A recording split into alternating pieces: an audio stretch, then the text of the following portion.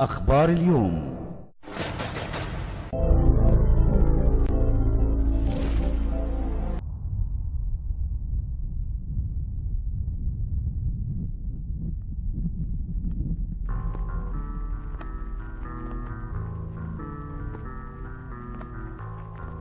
I always say to people about the mentality of a bodybuilder, you have to have, something has to be triggered inside of you. You can't be normal. You know, you have to have that satisfaction of never being satisfied, because you always want to be better. You always want a better physique. You have to push yourself beyond limitations. You look at some guys that potentially could be the best physiques in the world, but they don't have the mental capability to push themselves. Mentally, you have to be, I think, a little crazy.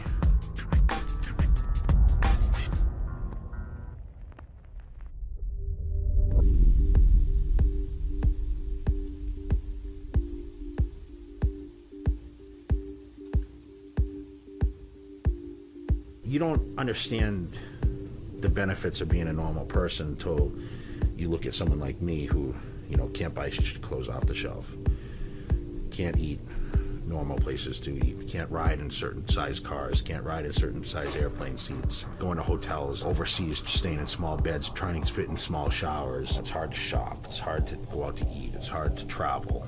So, I mean, when you're 290 pounds, it's very difficult to do a lot of things.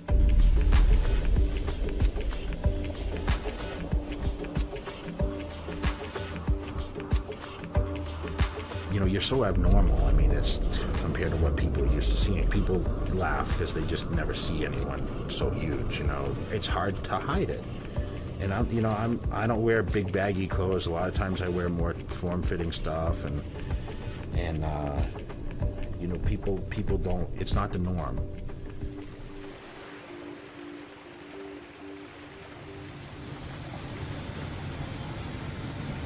You have certain places where you grow up and you're like, I want to be there. I mean, this is one of those places. I came to Vegas the first time in '97. I fell in love with it, you know. And that was before it was built up even the way it is now. But what other place can you go in 24 hours a day? You just wake up and decide, I want to go do this, or I want to go do that. Like, I want to eat. I want to go work out. I want to go see a movie. You know, I want to go to the supermarket. I want to go eat at this restaurant. You know, it's just, you can do anything you want, pretty much. You can have sushi till 6 in the morning. I don't know any place in the world, really, that's, you know, on a consistent basis that you can do that stuff. I like the fast tempo of Vegas. I couldn't live in a slow environment. People always ask me, you ever going to move back to I could never go back to the slow pace, you know? People ask me, how do you train and focus in Vegas when there's so many outside things pulling at you? And I think that I thrive on that. I love to be able to know that most people can't do that. I mean, I love to be able to have that at my fingertips, even though I never take advantage of it. It gives me more drive, being in a place that's so actively just crazy, and I'm still so focused on what I do. It's kind of like the opposite thinking a little bit, you know.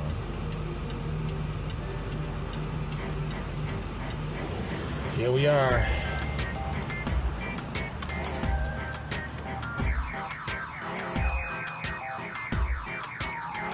What's up, guys? What up? What's up, Jason? What's going on, man? All right, pull-ups.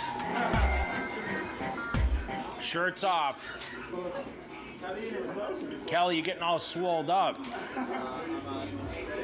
Gotta do something for the Olympia. I'm gonna put bodybuilding.com in the back of my head.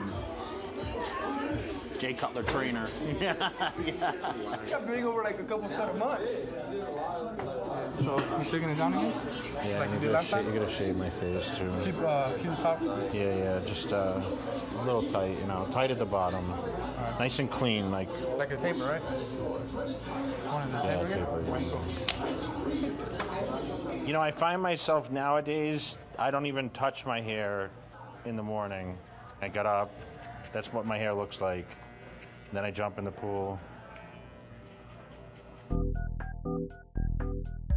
traveling and being Jay Cutler, it's not an easy thing. Everywhere you go, you're noticed, and of course you're in demand. People say, what do you do for a living? I said, I eat, sleep, and train, that's it. I kind of joke like that because it does seem like that a lot of times, but there is some fun built in there. But I never looked at myself and said, I'm so obsessed, because I always seem to have some sort of balance in there, and I always realized that this is a career, and obviously if you go at it full tilt all the time, you're gonna burn yourself down. So you have to set a certain pace for yourself to the point where you're continually moving forward and being great. It's good, right? It's good. Want some Joe? No. I'm gonna take a shower and clean up.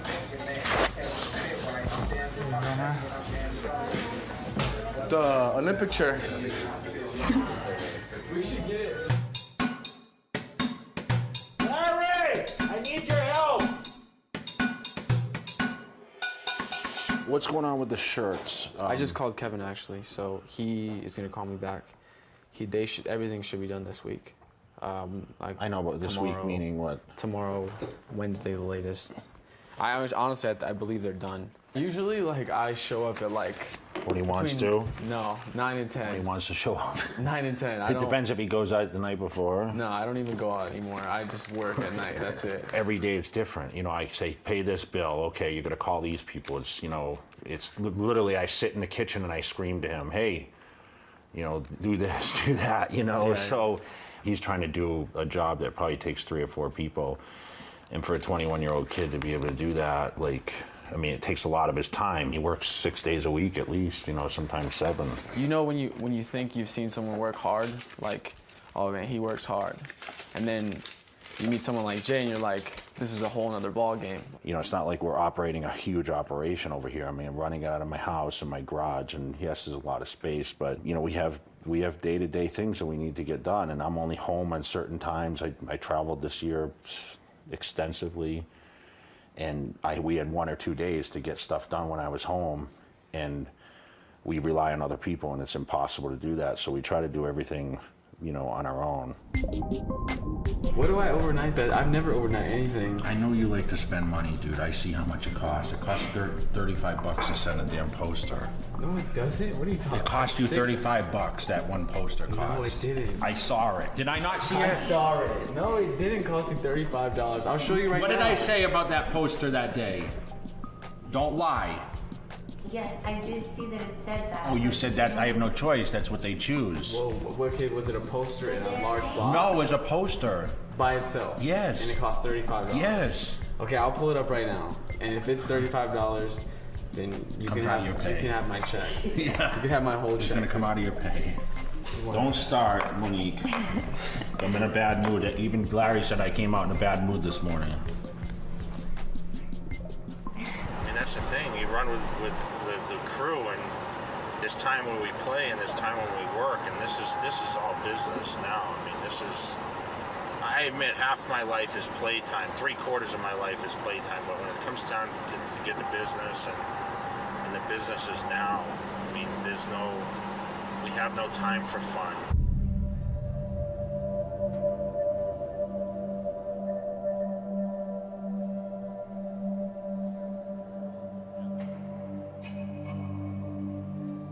You know, I've been a 4-time champ, you know, and I've been 6-time runner-up.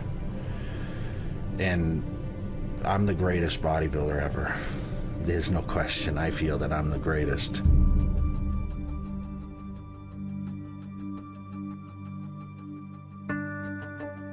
I still want to compete at my best, even at the age that I'm at. And, you know, people say past your prime. I mean, I don't know if there's any past your prime. When I'm still competitive, you don't want to think about that. You're not going to go into a show and say, well, I'm past my prime. I'm just doing it for the, you know, just to stand up there. That's not how an athlete or a champion bodybuilder, you know, trains for a competition or things. They always want to think about winning and being your absolute best.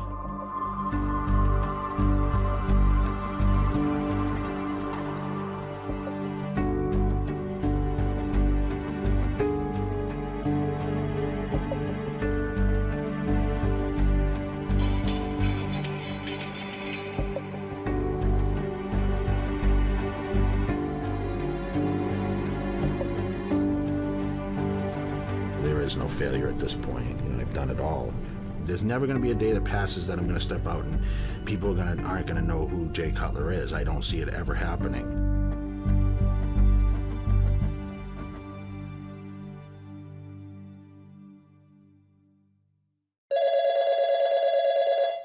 Ron, what's up? Oh no.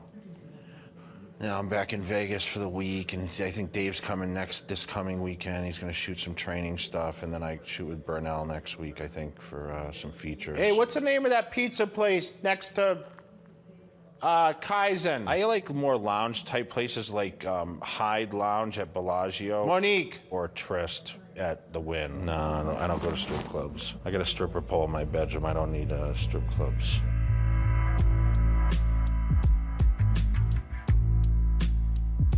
You know, when you have like, 30-something inch thighs and you got, 22.5-inch arms and you got a 19-inch neck and a broad shoulder, it's difficult to find things other than tank tops and shorts. Everything's custom. I mean, I can't fit into normal sleeves. Obviously, the dress shirts are tailored, like the button-up shirts. My suit jackets, I think, are 58 or 60 or something like that. I mean, it's crazy.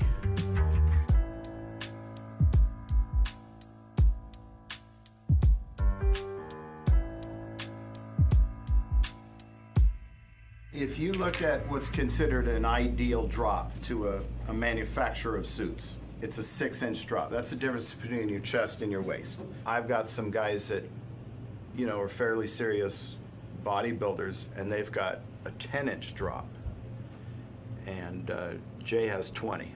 It kind of defies the physics of what you can do with fabric, in a constructed sense, to go from here to here. All right, Jay, you ready to go to work? I want stuff tight now, remember. Okay. Okay, so 54, and you were 57.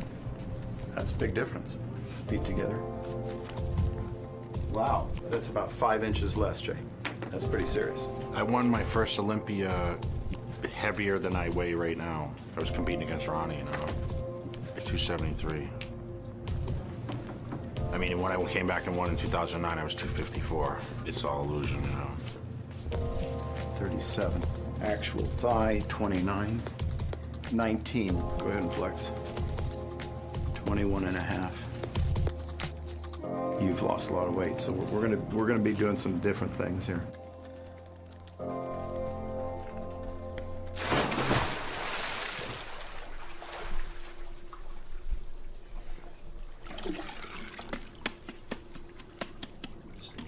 By the end of the day.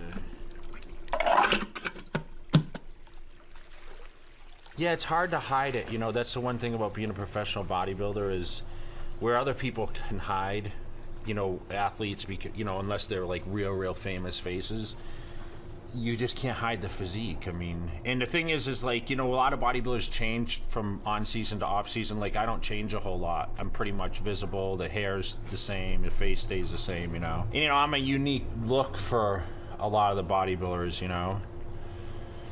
There's not a lot of huge, big blonde white guys, Oh, look at all those zits. I'm gonna pop them after.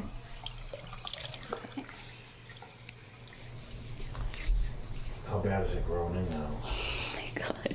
Bad? You're like a chia pet.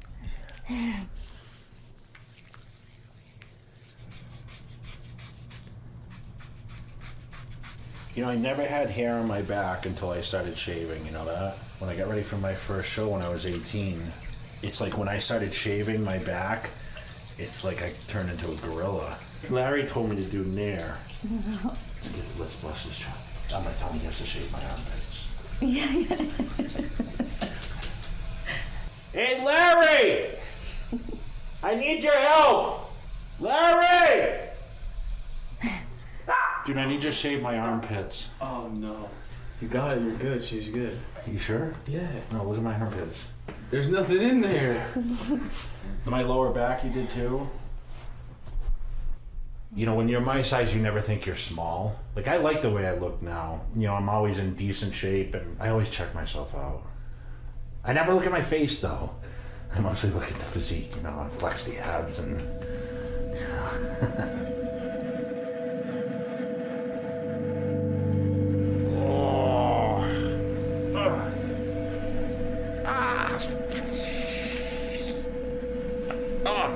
right there. Have I gotten too big? You know, bodies aren't made to be as strong as I guess that Mr. Olympia competitors become.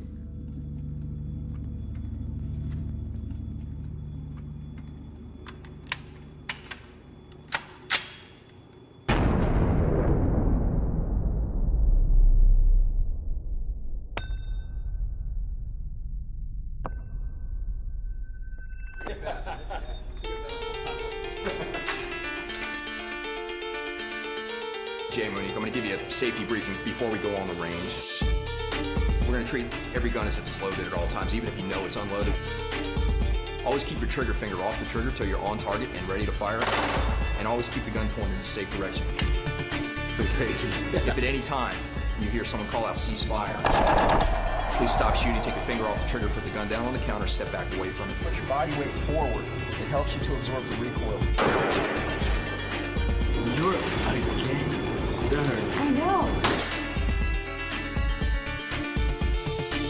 Single shot, full auto.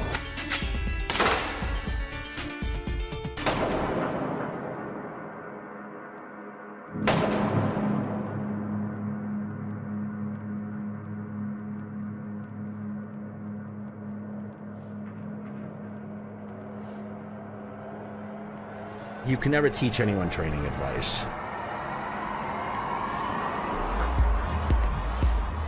It's always the business, because everyone wants to make the money. They want to be a superstar and look like a superstar. The magazines expose you as a superstar because you're featured with the muscles and the look, you know. But financially, they want the backup of that. And that's what I have. I have all the tools to create that, and a lot of people have come to me for that opportunity. Yeah, we may stumble, but we always land higher and get to where we need to be. Even when I was smaller, I hate to say small, but I look at these guys and still say, I'm still the best and still the greatest and still the biggest name in bodybuilding.